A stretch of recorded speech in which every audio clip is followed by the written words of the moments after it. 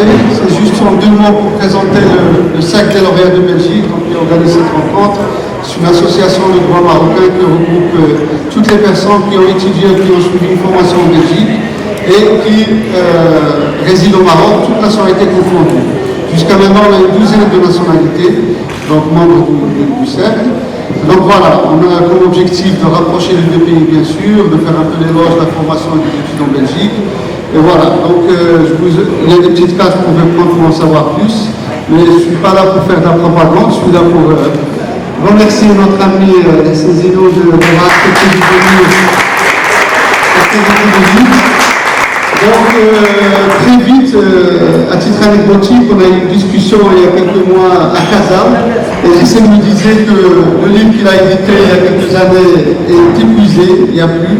Donc je trouvais dommage que son histoire ne circule pas, ne soit pas lue par plus de gens. Et donc voilà, puisqu'on est dans une réflexion au sein du cercle des lauréats de Belgique pour commémorer le 60e anniversaire de la Convention belgo-marocaine pour le recrutement de main-d'œuvre, qui a été signée en février 64. Donc ça, c'est le premier pas vers cette commémoration. Et je remercie M. les amis qui est avec nous ici, le Conseil de la communauté marocaine étrangère, qui a bien voulu nous suivre dans ce projet, qui a soutenu un peu la publication. Et je lui passe la parole sans tarder. Ce qui nous concerne, on a fait une petite programmation autour du titre, autour de Fatima Mernissi, marocaine d'ici d'ailleurs, en essayant de faire le lien entre des cafés littéraires, des rencontres. Et il y a demain et ce week-end une série de belles rencontres. Marhaba bikoum et bonsoir. Merci Idriss. Merci encore une fois pour votre présence. Je remercie particulièrement Madame l'ambassadrice de Belgique qui nous a fait l'honneur d'être avec nous. Et Monsieur le délégué général, Wami Bruxelles, et enfin aussi, merci Mochi.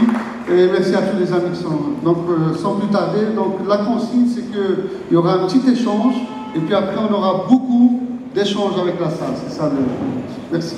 Rencontrer la Zinoun. On a fait un très beau livre qui racontait un petit peu son parcours de danseur, son parcours de danseur étoile, avec sa formation en Belgique, de chorégraphe. Vous allez le voir, c'est également un grand réalisateur, un sculpteur aussi, un peintre. Et dans ce livre qui en fait survolait plein d'art, c'est là que j'ai réalisé en fait tout le sens et toute la pertinence de tout le parcours de la Zinoun. Alors, dans un beau livre, on est élégant, mais on ne raconte pas tout. On ne raconte pas les souffrances, on ne raconte pas les difficultés qu'il y a derrière ces belles réalisations. Et donc, c'est pourquoi, en fait, on a travaillé sur cette autobiographie. Et ce livre, ça fait remonter en moi plein de moments fantastiques, plein d'anecdotes, drôles, moins drôles, et tellement touchantes. C'est vraiment un plaisir de partager tout ça avec vous. Pour l'anecdote, donc moi je suis une Belge résidente à l'étranger, et dès que je parlais il y a 30 ans, même un petit peu plus, dès que je disais je suis belge, tout le monde me disait « Ah, la Zinoun, danseur, sa formation en Belgique ». Et c'est vrai que la Zinoun, c'est une légende. Et le destin m'a fait rencontrer la scène, et voilà, c'est un grand bonheur. Donc merci à tous. Alors, peut-être ce que je vous propose, pour ne pas être très longue, c'est d'inviter la Zinoun à nous embarquer dans un voyage dans le temps, de remonter à la fin des années 1940, quand, avec tes yeux d'enfant, tu découvres ton quartier. Bon, c'est vrai qu'on connaît des moments importants de ta vie, des moments un peu tragiques. Ce livre nous rencontre m'ont permis aussi de découvrir des choses très intimes et assez magnifiques. Donc, est-ce qu'on peut retourner la scène dans les années fin 1940 44. Un quartier de Casa qui est un petit peu loin de la culture conventionnelle, et qui a été une grande source très grande source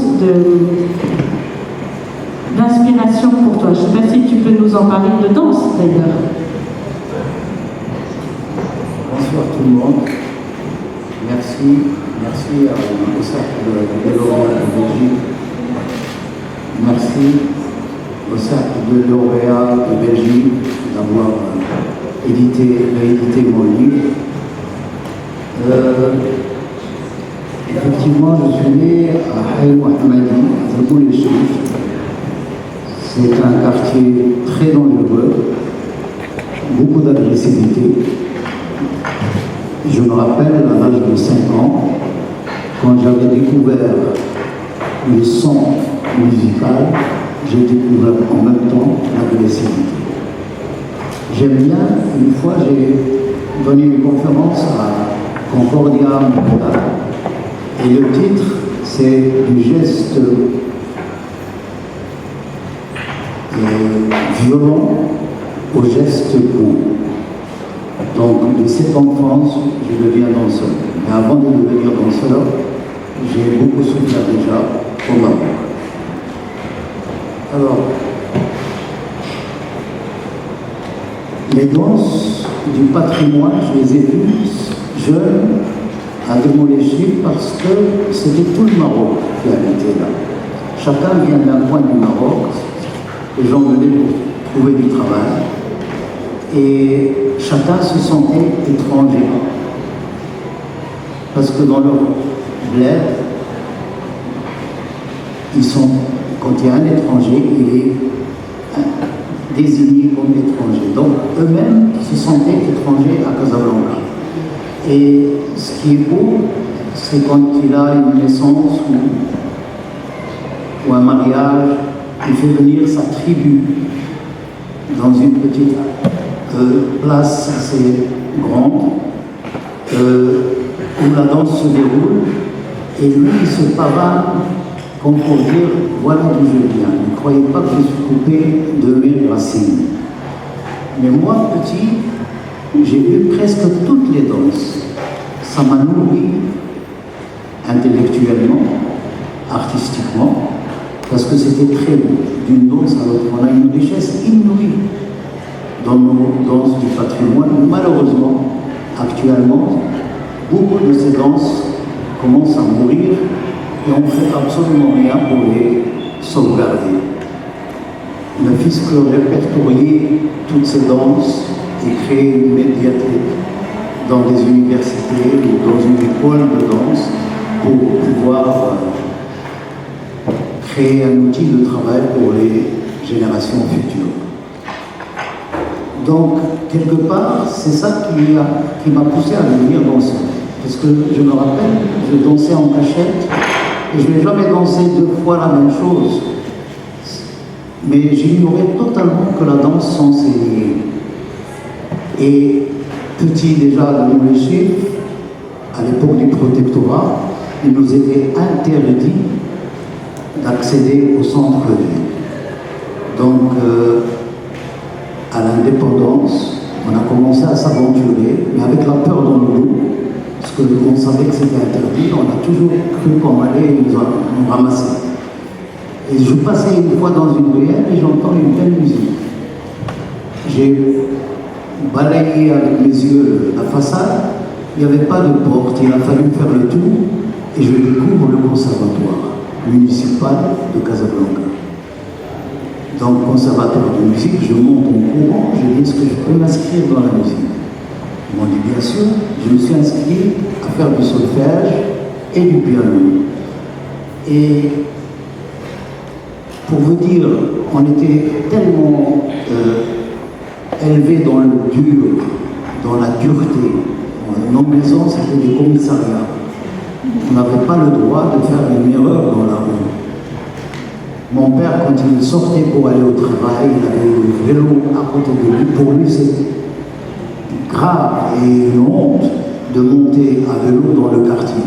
Donc jusqu'à ce qu'il quitte le quartier, c'est là où il monte sur son vélo pour aller au travail. Et au retour, il faisait de même.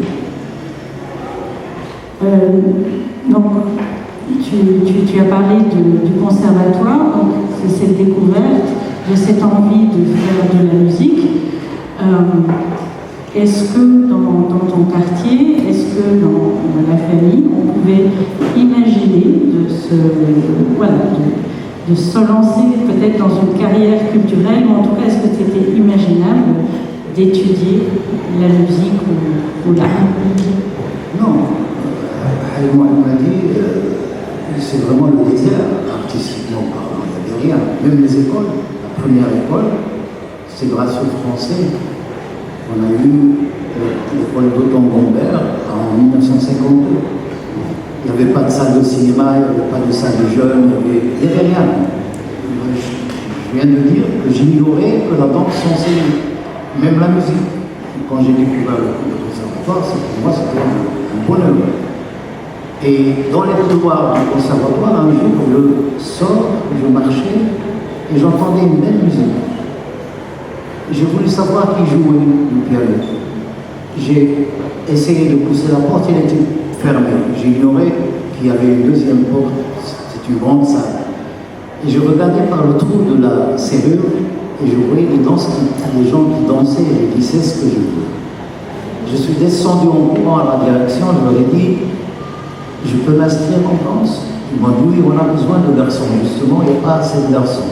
Et j'ai dit, combien ça coûte? Parce que si ça coûte de l'argent, mon père ne va pas pouvoir me payer quoi que ce soit. Mon père était cheminot, il gagnait une misère. Ils m'ont dit, mais c'est gratuit pour les garçons. J'étais heureux, mais je ne l'ai pas dit à mon père, parce que mon père était à Hizb Istiqlal, le parti de l'Istiqlal. Tout ce qui émane de l'Europe, c'était interdit. Il y avait une radio à la maison, il n'écoutait jamais de la musique, il n'écoutait que les informations. Donc ma mère, et je dis toujours vive les mères, ma mère m'a protégé d'une façon extraordinaire. Si je suis ce que je suis, c'est grâce à ma mère.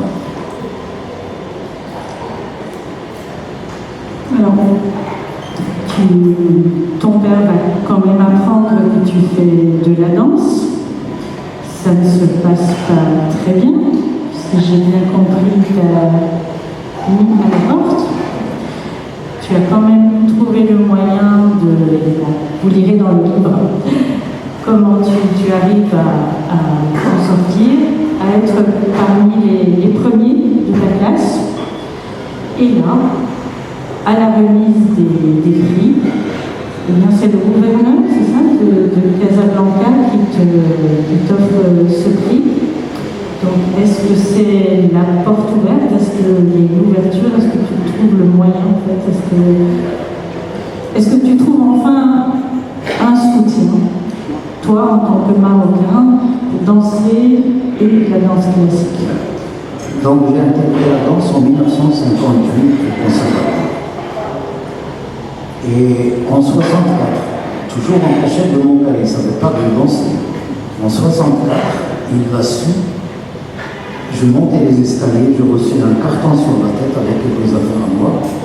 Et il m'a dit, tu veux danser hors de chez moi. Et il hurlait. Et moi je pleurais. Je ramassais mes affaires, parce qu'ils se sont éparpillés un peu partout. Et je me dis, mais qu'est-ce qu'il lui prend? Qu'est-ce que je fais? Il ne fait rien de mal.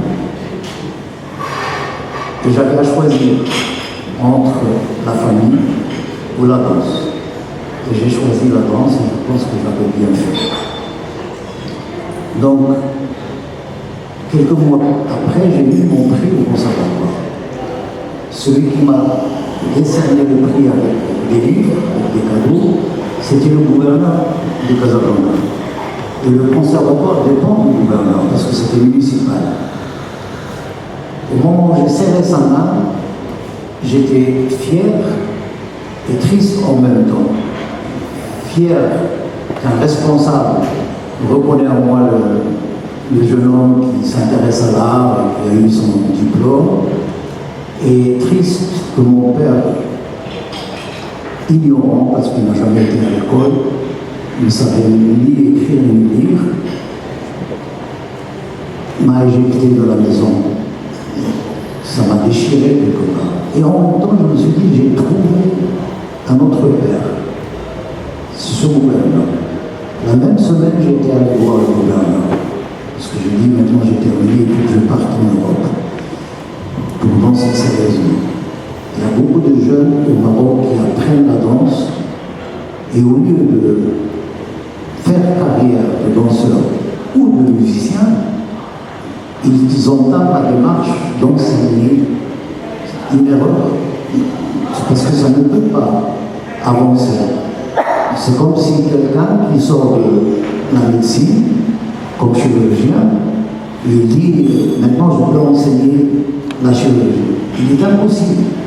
Il faut une belle expérience, des patients qui vont mourir entre ses mains, des patients qui vont guérir, sauver des gens, et des années plus tard, quand il approche peut-être la retraite, là il peut dire je peux enseigner parce que j'ai un bon bagage à filer aux jeunes générations. Donc quand on apprend l'art, on l'apprend pour s'exprimer. Et au Maroc, malheureusement, les jeunes apprennent l'art pour enseigner. Et qu'est-ce qu'ils peuvent enseigner sans bagage? Ils ignorent, si on prend l'exemple de la danse, ils ignorent totalement l'anatomie, ils ignorent les styles de danse et les méthodes de danse qui sont, on peut les compter sur les doigts d'une seule main. Si moi, quand j'ai quitté le Maroc et je suis parti en Belgique, la première des personnes que j'ai vues, c'était Maurice Béjart. Je l'ai même dérangé, il était en train de répéter.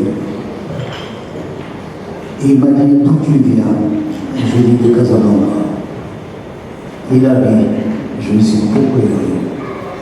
Et j'ai compris par la suite, parce qu'il y avait déjà un exemple avant moi, c'était un grand danseur qui s'appelait Germinal Cassado, qui habitait à Casablanca, qui a fait le même conservatoire que moi.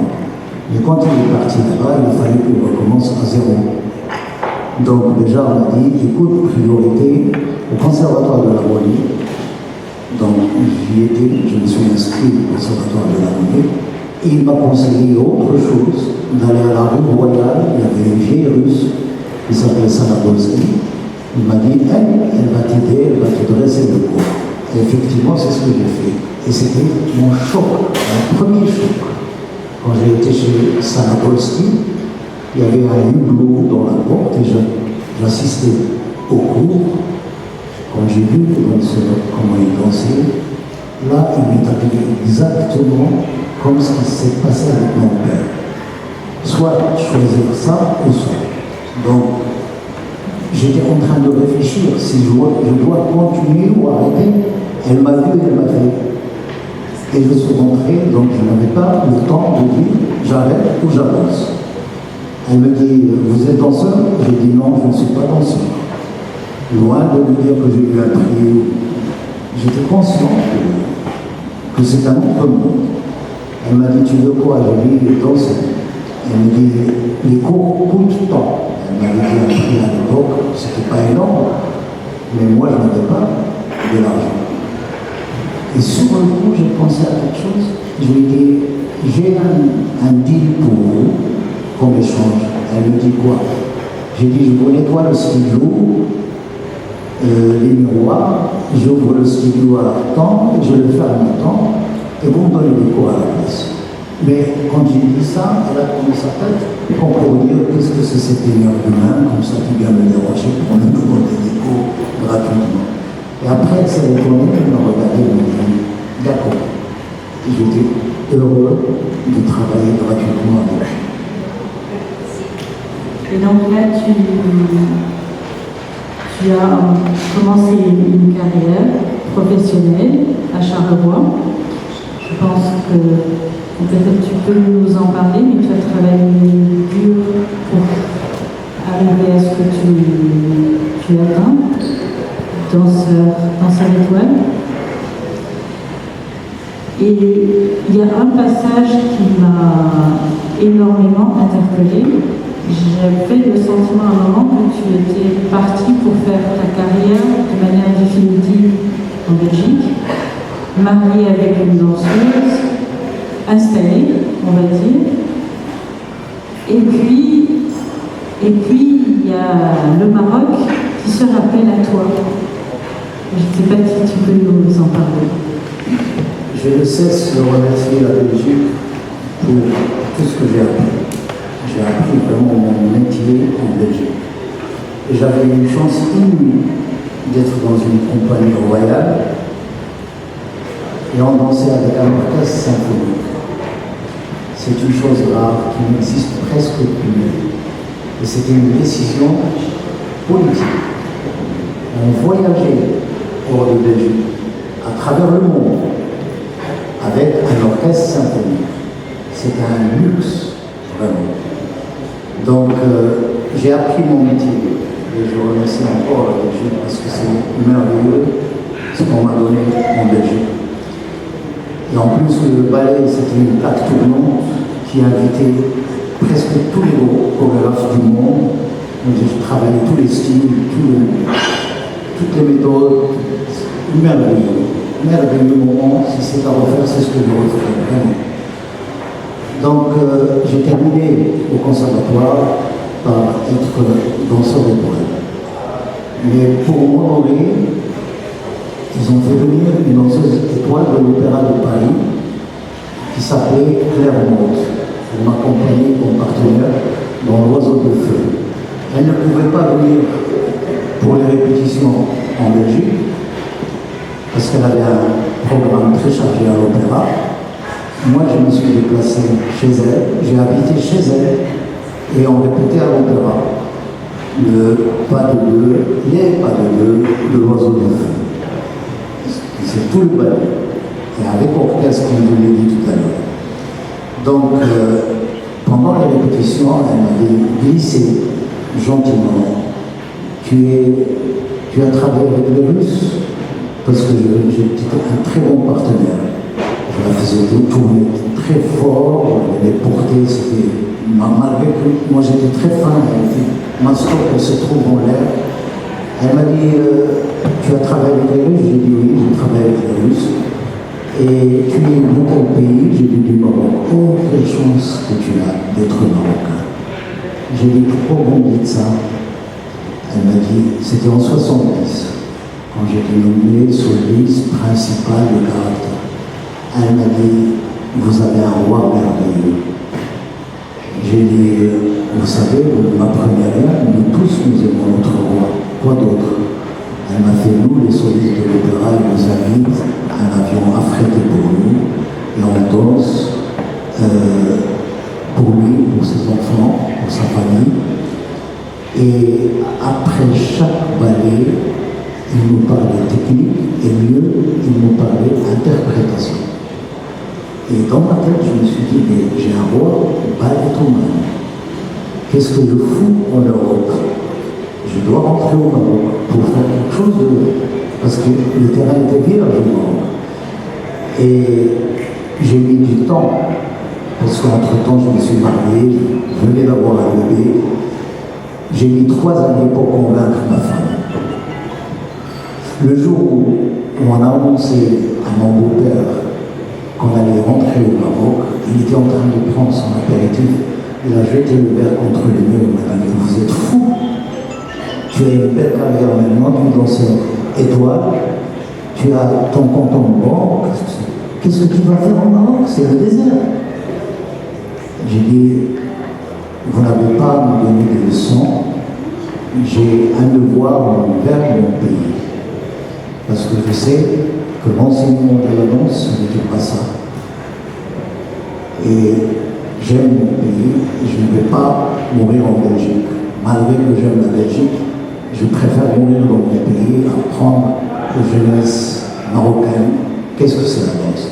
Et je voulais vraiment mettre la danse sur un piédestal, exactement comme la chanson, comme le cinéma, comme le théâtre, parce que la danse, elle n'est pas interdite, c'est le corps qui est interdit au Maroc. Il y a un tabou.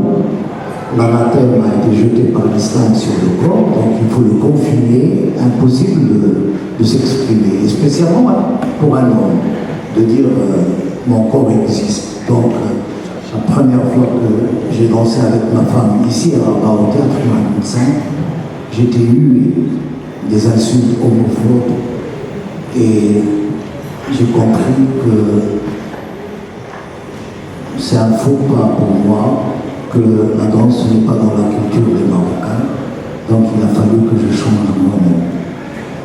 Alors justement, la scène, on te connaît, on voit que tu fais plein de choses, que tu passes des fois d'un art à un autre, d'un spectacle très différent l'un de l'autre. Je pense qu'il y a ce moment magique dans ta vie justement où tu te rends compte que la danse classique, eh bien, c'est compliqué de la faire aimer, c'est pas encore dans la culture.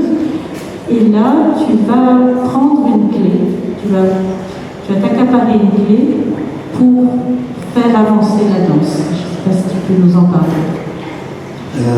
On m'avait demandé, avec deux autres amis, de créer le festival de Saïdia en 1980, le festival Romantique. Et le gouverneur, qui était un homme très intelligent, très ouvert d'esprit, avait fait ses études aux États-Unis. Il m'a dit, en tant que danseur, j'aimerais bien que tu crées un mouvement dansant avec les jeunes de l'agglomération de Oujda, dans tout le Maroc oriental. J'ai dit avec plaisir. Et c'était une joie pour moi d'apprendre l'alaoui, d'apprendre le gada, d'apprendre toutes ces danses, y compris les pas qui sont très compliqués. Jilouija, Risha, ils ont des... D'ailleurs, j'ai nommé ces danses moitié homme, moitié cheval. C'est de très belles danses, c'est des danses guerrières. Donc, j'ai préparé ce travail en parallèle le théâtre. Le théâtre, on invitait des chanteurs, on invitait des comédiens pour faire un beau programme. Le jour où l'ouverture, le soir de l'ouverture, le Ralmati commence. Une musique que j'adore, vraiment, très belle. C'est une musique qui vient de Grenade, vous le savez tous. Et elle est comme ça avec la musique andalouse.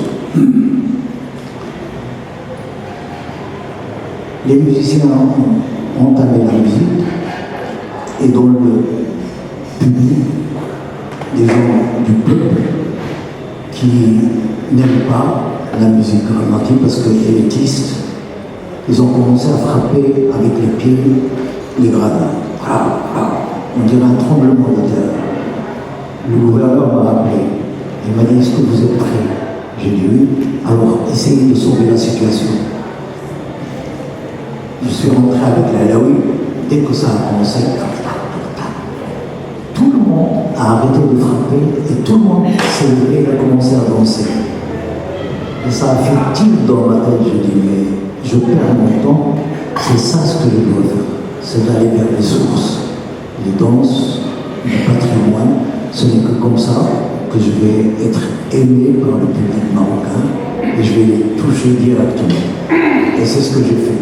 J'ai créé en 85-86 une troupe des arts traditionnels avec des jeunes et je défie qui que ce soit de faire ce que ces jeunes font. C'est-à-dire ils jouent un instrument en même temps, ils chantent et en même temps ils dansent. C'est énorme.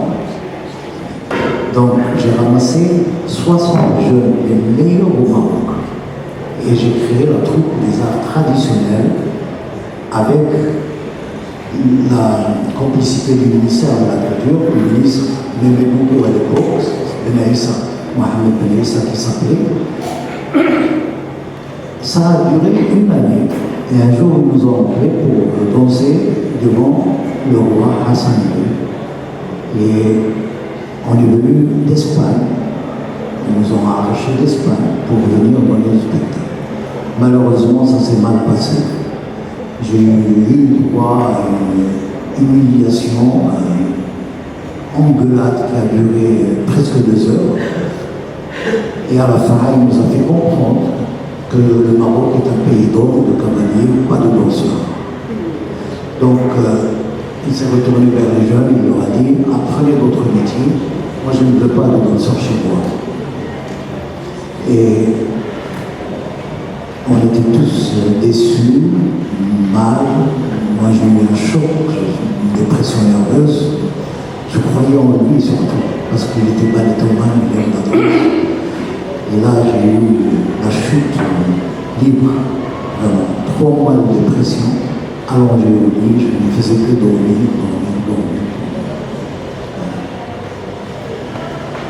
Et là, si j'ai autre, les petites séances de cinéma que vous faisiez enfant, et là je crois qu'il y a un déclic qui va se faire avec la complicité de quelqu'un qui va énormément compter pour toi et de chorégraphe.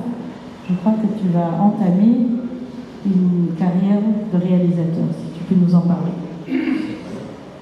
J'ai commencé par un court-métrage. Déjà, je rêvais le cinéma quand j'étais petit. J'ai menti à mon père, je lui ai dit que je vais prendre des cours par correspondance de français. Comme il ne savait ni lire ni écrire, il m'a cru. Au moment du cinéma français à Paris, je recevais des cours. Et ça coûtait pour mon père à l'époque l'équivalent de 70 dirhams chaque 3 mois. Et c'était beaucoup d'argent pour mon père. Un jour, je crois que c'était le 7e cours, un jour, un membre de ma famille était à la maison, moi je n'étais pas présent, et il est sorti dans la cour pour dire à mes parents, mais Hassan il étudie le cinéma. J'ai reçu la raclée de ma vie, et c'était ma première frustration. Ça c'était déjà avant la danse, avant le problème de la danse, que je sois aujourd'hui. Comme le piano d'ailleurs. J'ai fait rentrer un piano à la maison, en cachette de mon père. Et c'était le premier piano qui est rentré dans ce quartier, le dernier d'ailleurs.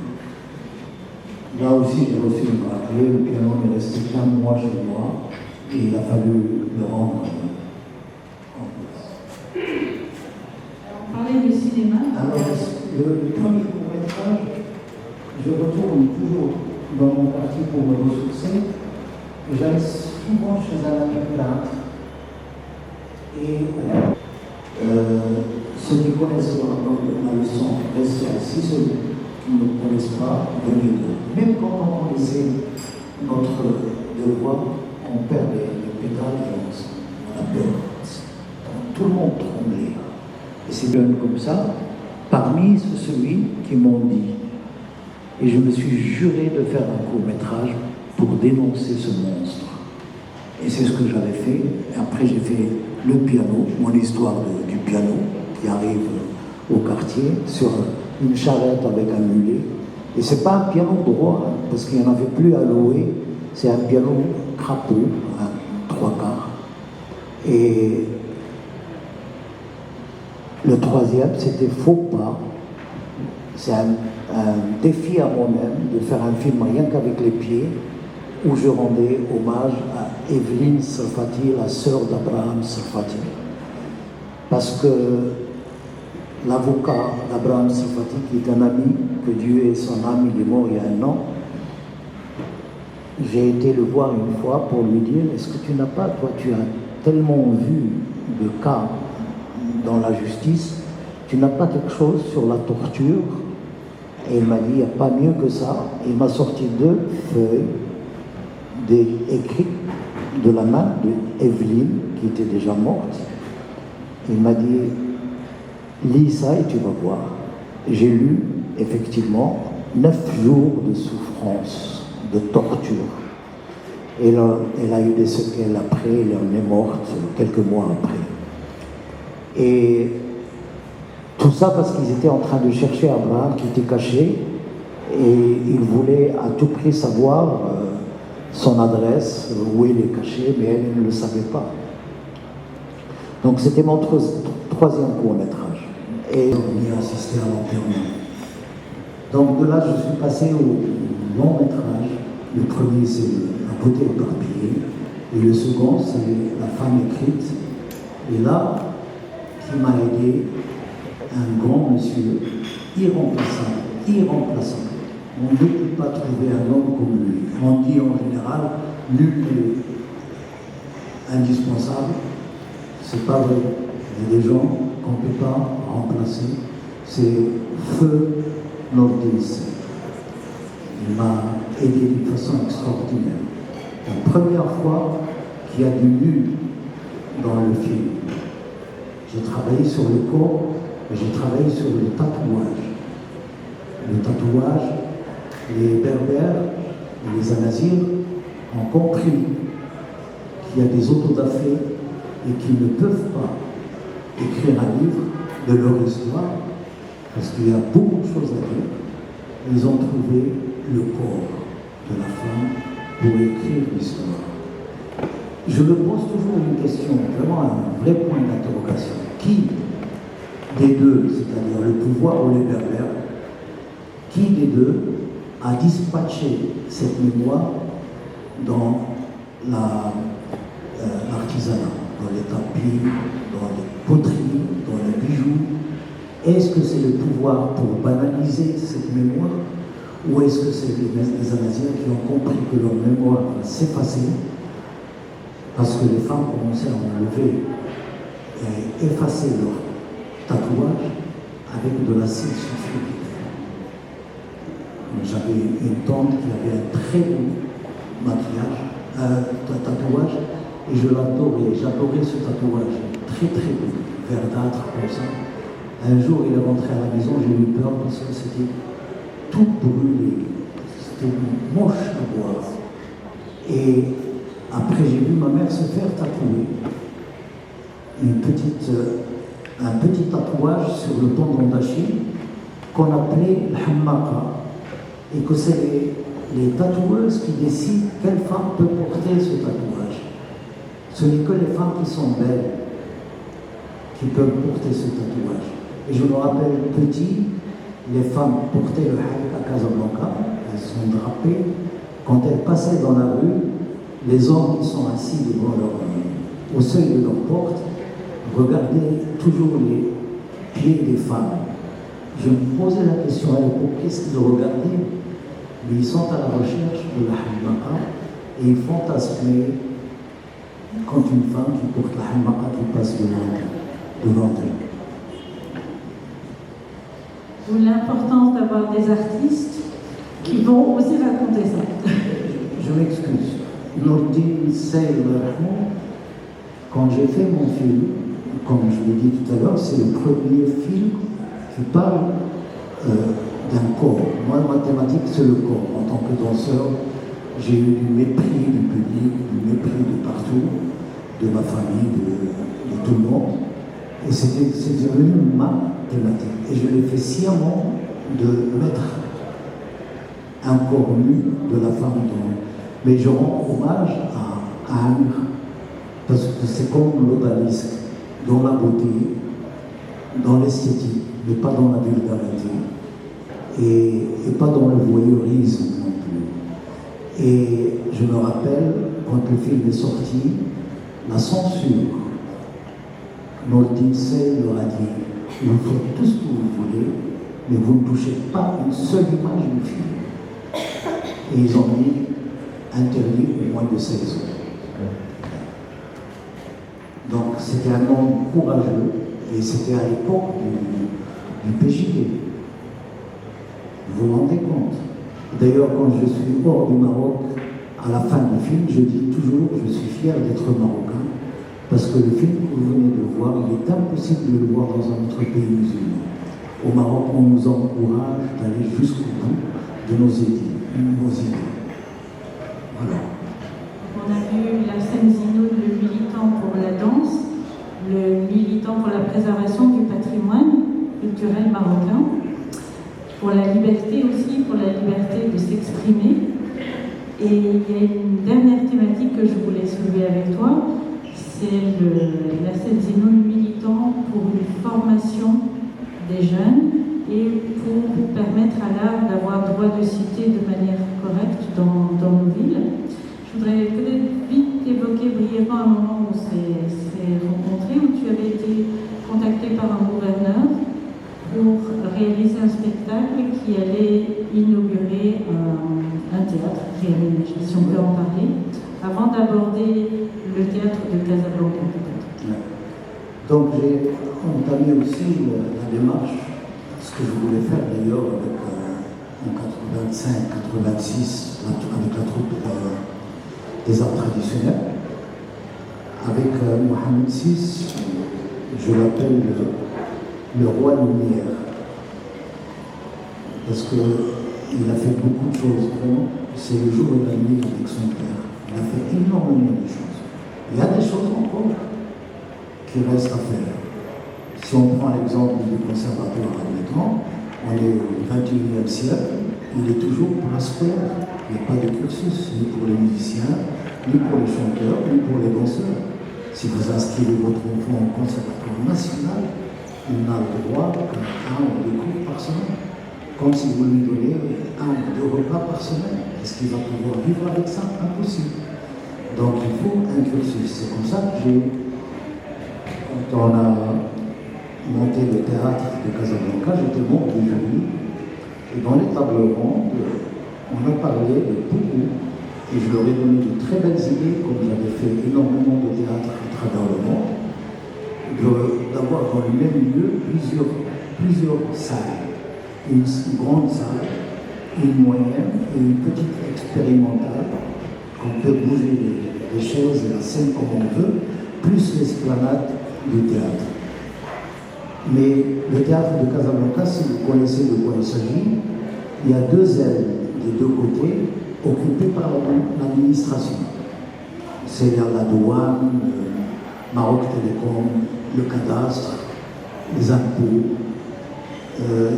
C'est des choses qui donnent, beaucoup d'argent. Et ils sont toujours là. J'ai dit, il faut qu'ils vident ces lieux, et il faut que ce soit Sa Majesté qui leur donne l'ordre de quitter les lieux et aménager ces lieux en un très beau conservatoire qui sera un vivier pour les jeunes qui vont nourrir le théâtre dans le futur. Mais un conservatoire avec cursus. Pour la danse, pour le chant, pour le théâtre, pour la musique.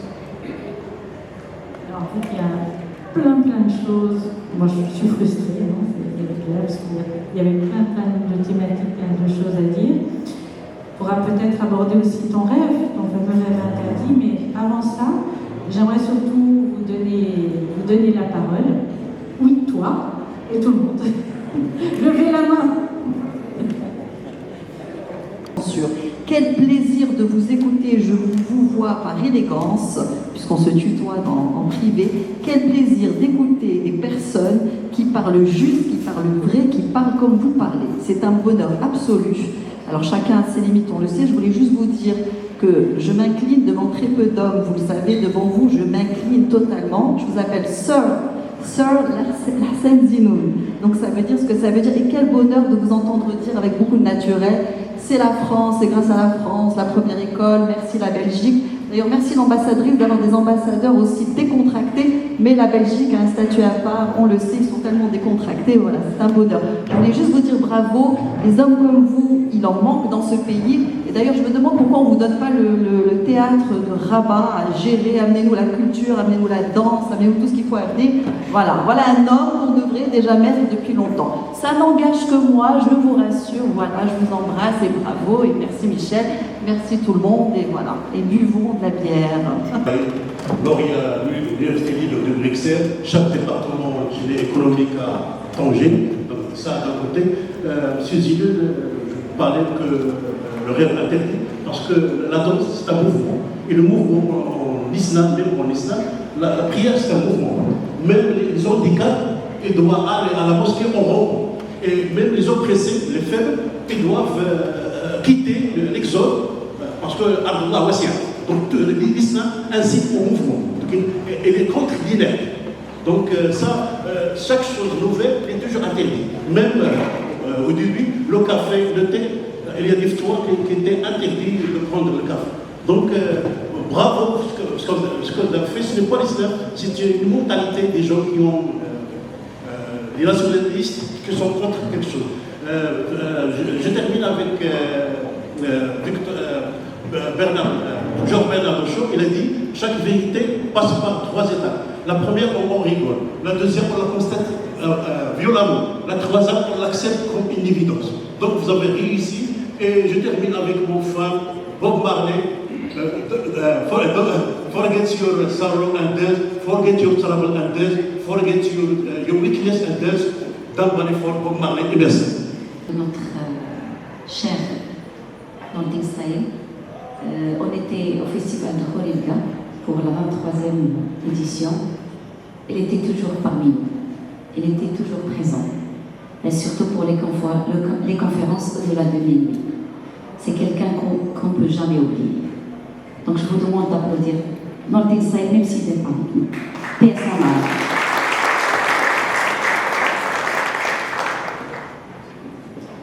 C'est Hissène Tbakrali.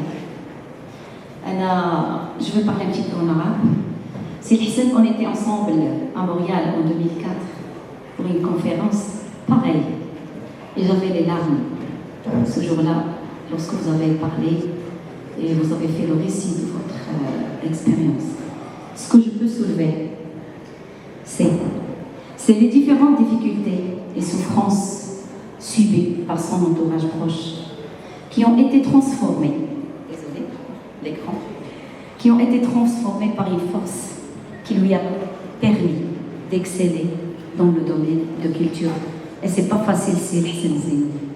C'est pas facile. Vu que l'écriture, l'évidence, le futur est le meilleur des thérapies. C'est-à-dire, si on écrit nos souffrances, c'est comme si on a fait des thérapies. Votre ouvrage, Le rêve interdit, ça va beaucoup nous aider pour le parcours d'avenir. Tout ce que vous avez passé pendant votre enfance, votre parcours, nous a donné un homme qui a toujours la vie positive vers la vie. Tu es notre exemple. Bravo Hissène. Bonne continuation. On lui a dit, va chercher de l'eau. Il y a un seau qui est troué et l'autre il est intact. Il a rempli les seaux, il est revenu, arrivé, il a trouvé un seau plat et un seau vide. Mais dans le chemin, le seau qui a fait couler l'eau, il y a des arbres qui ont poussé. Et je trouve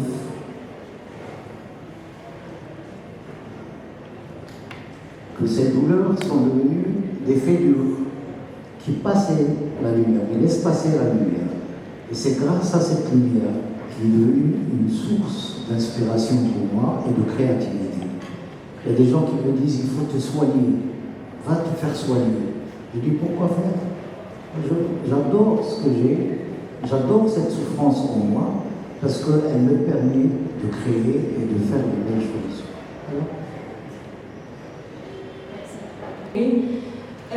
Sur l'exemple du tatouage amazigh, vous vous posez la question, est-ce qu'on parle d'une folklorisation, une banalisation de la symbolique amazigh à travers le tatouage et aussi l'expression du pouvoir pour promouvoir l'expression amazigh à travers le tatouage. Donc est-ce que c'est le pouvoir qui met en avant le symbole amazigh à travers les expressions du patrimoine, ou encore c'est les amazighs qui laissent une trace derrière eux dans le sens d'une mémoire collective qui ne peut pas s'écrire dans les livres comme vous avez mentionné.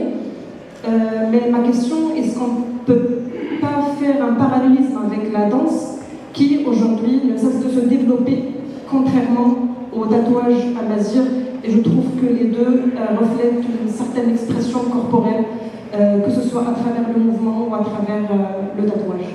Merci. Sur la transmission du tatouage amazigh à travers deux volets. Est-ce que c'est le pouvoir qui banalise cette expression, ou encore est-ce que c'est les amazighs qui eux-mêmes laissent cette trace à travers que ce soit le tatouage ou d'autres symboles du patrimoine culturel dans le cadre de leur mémoire collective? Ma question c'est est-ce qu'on peut faire ce même parallélisme par rapport à la danse qui aujourd'hui se développe, et on peut se poser la même question pour expliquer son développement aujourd'hui. Nous avons des politiques culturelles qui ne cessent de promouvoir la danse en tant qu'expression corporelle, mais nous trouvons en fait le contraire par rapport au tatouage amazigh comme expression aussi. On leur dit, si vous vous tatouez, aucun homme ne voudra de vous. Vous avez vu, au départ, les femmes commençaient à effacer avec l'acide sulfurique et après, ils ont passé à la jeunesse pour leur faire peur de ne pas se faire tatouer. Donc cette mémoire, elle est lourde de conséquences et il y a énormément de choses, même la guerre, parce que les intellectuels au Maroc disent qu'il n'y a pas eu de guerre entre l'islam, les Arabes qui sont venus au Maroc avec les Amazighs. C'est faux. C'est faux et je vais vous dire pourquoi c'est faux. Les musulmans, ils sont arrivés depuis la frontière égyptienne jusqu'au Maroc, ça a pris presque 2 siècles de guerre. Qui a fait monter les Amazighs et les Berbères à la montagne alors qu'ils occupaient les plaines et les côtes? Ils faisaient du commerce avec les Vandales. Ils sont tous montés en haut. Qui les a fait monter là-haut? C'était les Arabes quand ils sont arrivés avec l'islam. Et ils n'ont pas pu monter parce qu'ils avaient des chevaux, il faut des mulets pour monter en haut de ces montagnes. Donc, lourd de conséquences, tout est inscrit dans la mémoire du tatouage. La danse même du patrimoine, parce que c'est une richesse inouïe, c'est un trésor au Maroc. Cette danse se meurt aussi. Mohamed Hussein Marhmoud, il vient de mourir, le maestro, personne ne peut le remplacer. Lui, il a développé dans la tradition la danse de Haïdous. La Haïdous se danse en cercle. Le public, il est à l'extérieur, en cercle, les danseurs et les danseuses regardent le milieu. Et c'est le verbe qui prime. Et l'un jette une phrase poétique, l'autre doit répondre. Et ainsi de suite. Mohamed Hussein est arrivé, il a ouvert le cercle, il l'a mis en ligne, et il s'est mis en star devant, mais valeureux et très beau. Maintenant il est mort, personne ne peut le remplacer. Il y a des danses qui se meurent carrément. Moi, quand j'étais petit, je vous ai dit que j'ai vu presque toutes les danses du Maroc. Et que ça m'a frappé. Une des danses que vous connaissez tous, c'est Abidat Rema. Vous connaissez Abidat Rema? Alors, Abidat Rema, c'est la chasse. Rema, c'est le jet, le javelot pour tuer la bête. Quand j'étais petit, j'ai vu les vrais Abidat Rema habillés en peau d'animaux. Et ils tombaient en transe pour exorciser la mort. Et ce n'est qu'après qu'ils tuent la bête. Ça n'existe plus. Maintenant, tout le monde est en djellaba blanc, à bouger comme des danses de filles, et beaucoup de paroles, soit d'écrire une femme, d'écrire une beauté de femme, ça n'a plus rien à voir avec la chasse. C'est devenu autre chose. Le festival de Marrakech, lui-même, a joué un mauvais rôle. Au début, en 1958, quand ils ont ouvert ce festival, avant de l'ouvrir, ils ont rassemblé tout le monde du folklore. Et le folklore, ce n'est pas péjoratif. Folk, c'est peuple, lore, c'est savoir, étude, recherche. Et tout ce monde était là, et on leur dit, un par un, faites votre danse, et après on leur dit, ça, c'est bien, mais ce passage, enlevez-le. Mais ils ont omis de leur dire, provisoirement, quand vous venez à Marrakech, Les gens, c'est le marzin qui leur parle, donc ils s'exécutent. Quand ils retournent dans leur patelin, ils font ce qu'on leur a demandé de faire. Et l'école de ces danses, les enfants sont à côté, ils apprennent avec le regard et ils font de l'imitation pour arriver à danser comme les autres. Voilà comment les danses commençaient déjà à se perdre.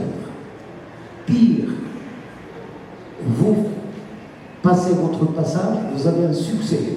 Moi, je passe mon passage, je n'ai pas autant de succès que vous. Je dis, c'est pas possible. On fait tous la même chose.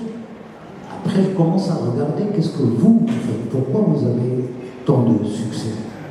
Ah, parce que tu fais un rang ou parce que tu fais un truc. Moi aussi, je vais le faire. Vous voyez comment les perditions se font. J'ai connu petit une Mahjouba Roua qui dansait le rôle de la vipère. Elle faisait une révoltade dans le ciel, presque horizontale au sol. Presque. Un tout. Et elle chute sur les pieds. Ceux qui l'ont remplacée, ils font ça par terre. À tourner par terre, debout. Les jeunes qui n'ont pas connu la vie vont croire que c'est ça. Vous voyez comment ça se perd. Et ainsi de suite. Il y a beaucoup d'exemples, parce que ça va prendre toute la soirée si je vous explique les perditions de nos danses et la mort de nos danses. Et personne ne fait rien pour sauver ces danses. Alors que c'est une richesse unique dans le monde, et spécialement en Afrique.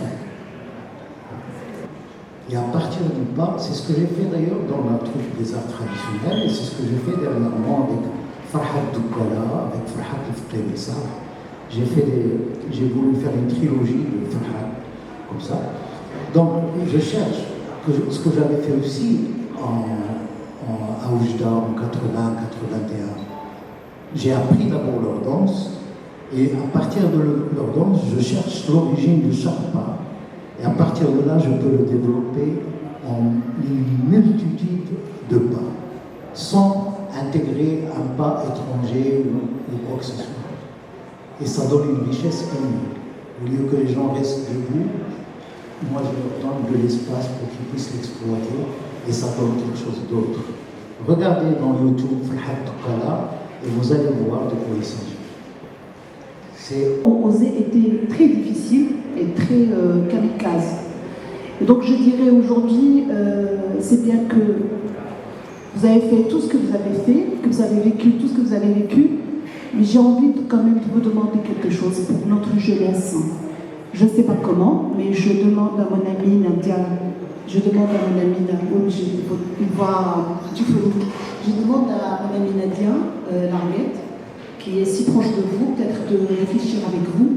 C'est une dame de l'image, mais peut-être penser à un concept pour les jeunes, pour revenir sur ce patrimoine qui est en train de se privatiser, notamment en termes de danse. Moi-même, je suis de la région de Tiznik, donc je suis à Nazir. J'ai vécu des choses en étant petite qui sont en train de changer carrément, et c'est le cas, Imitanout, Olzezet, etc.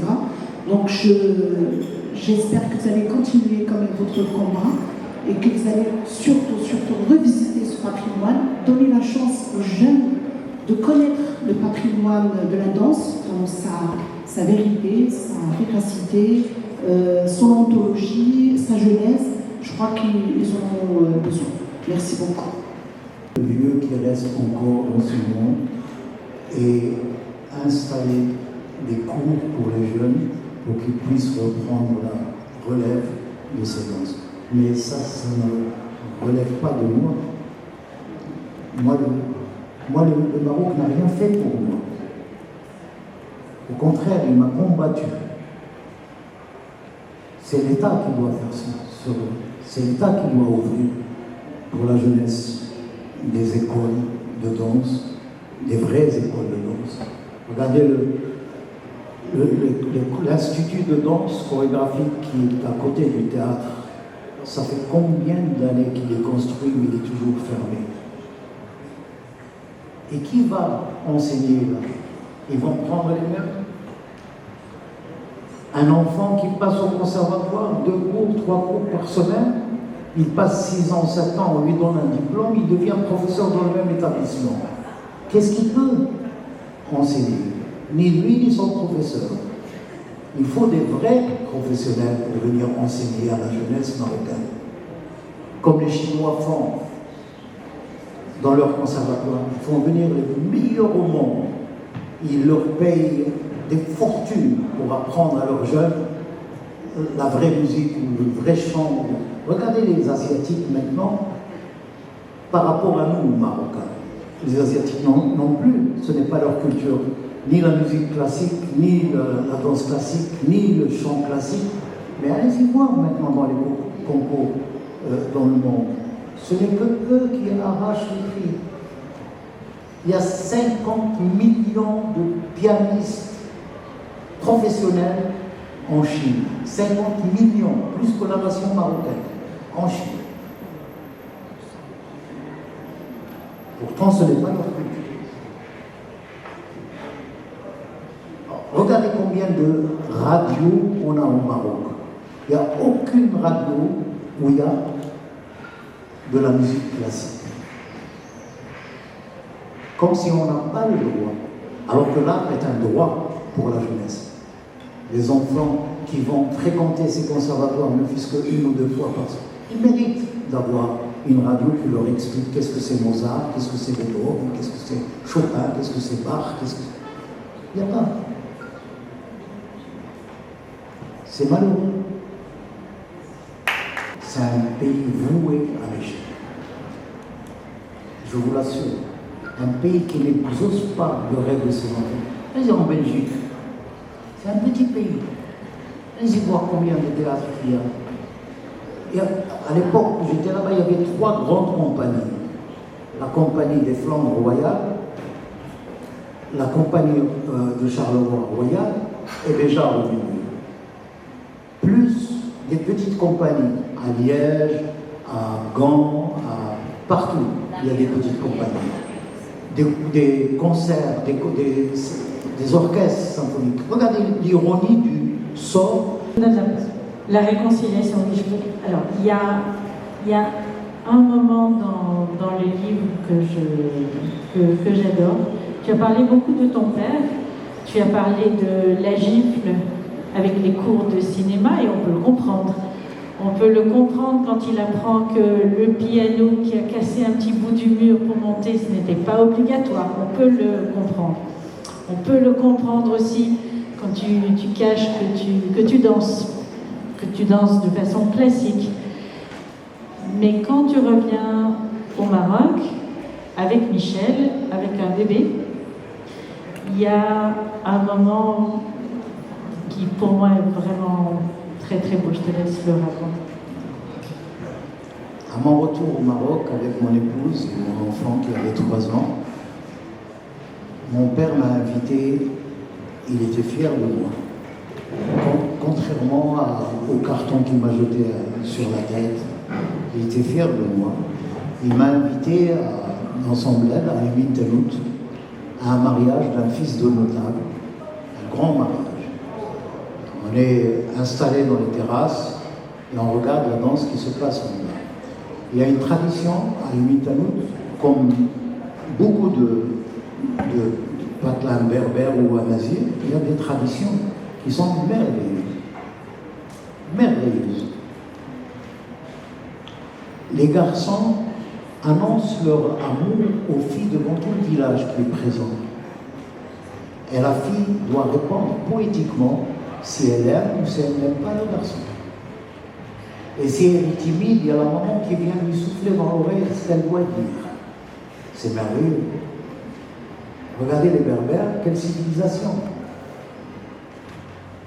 Et quand les filles sont désignées, ils vont s'asseoir, les hommes dansent. Ce n'est que des jeunes. Mais à un certain moment, j'ai vu un vieux parmi eux, c'était mon père, qui dansait. En moi-même, je n'ai pas compris le message sur lui. J'ai dit, oh, il danse, il a voulu m'interdire de danser.